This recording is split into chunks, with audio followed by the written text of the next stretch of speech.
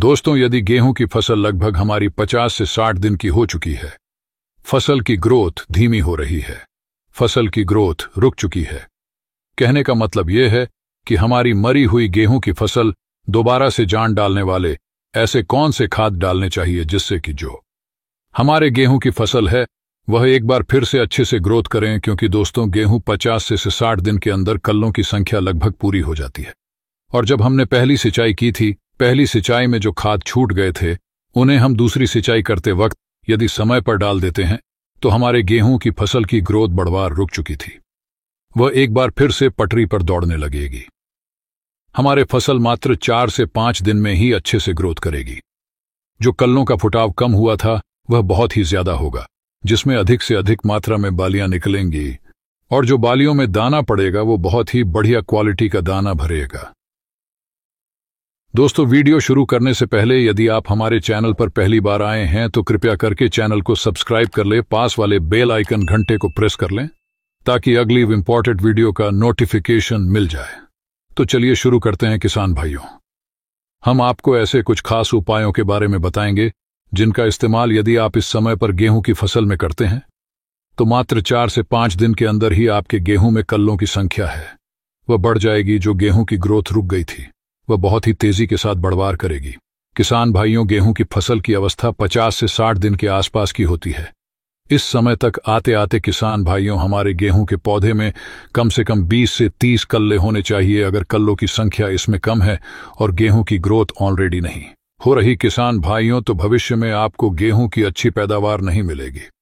इसलिए इस समय पर हमें कल्लों की संख्या बढ़ाने के लिए, गेहूं की ग्रोथ बढ़ाने के लिए क्या कर सकते हैं, इसके बारे में जानते हैं। इससे से पहले हमें कुछ महत्वपूर्ण बातों को ध्यान रखना है, और जो मैं उपाय बता रहा हूं किसान भाइयों, तो सबसे पहले आपको अपने गेहूं को देखिए कि फसल के अंदर कहीं किसी फंगस का अटैक तो नहीं है, गेहूं की फसल में कोई रोग तो नहीं लगा है या कोई बीमारी तो नहीं है, इसके बारे में भी आपको पता चल जाएगा। इसके अतिरिक्त किसान भाइयों, आपको ध्यान रखना है कि गेहूं की फसल के अंदर खरपतवार को अच्छे से कंट्रोल कर लेना है। दोस्तों, जिस खेत में खरपतवार अधिक मात्रा में होंगे उस खेत का गेहूं अच्छे से ग्रोथ नहीं करेगा। गारंटी है हमारी खरपतवार को कंट्रोल के लिए किस दवा का प्रयोग करें, बेस्ट हर्बिसाइड कौन सी है।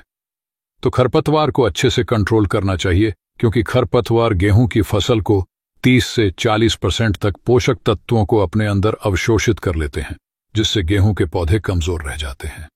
इसके अलावा दोस्तों, बात करें कल्लों की संख्या बढ़ाने के लिए आपको क्या उपाय करना है।